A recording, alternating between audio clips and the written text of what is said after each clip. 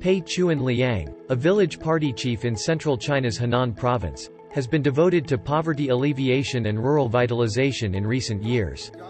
He is also a delegate to the upcoming 20th National Congress of the Communist Party of China. Pei was an entrepreneur before being elected to lead the Peizhai village with over 90% of the votes in 2005. 我暗下决心，乡亲不服，誓不休，绝不让乡亲们对我的信任打水漂。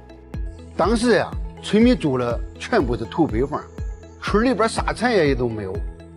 我自掏腰包3000万，花了3年半建成新居，无偿的分给村民。挖水井、修水库、建新村、扩建商业街、发展高效农业、创办股份制企业，一套组合拳下来，裴家村旧貌换新颜，彻底变了样。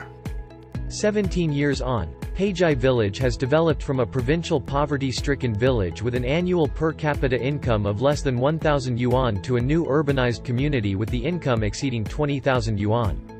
Now, the construction of a potato industrial park covering an area of 2,000 mu, a rural e-commerce incubator park and a rural tourism demonstration zone are underway and tailor-made in the village for rural vitalization.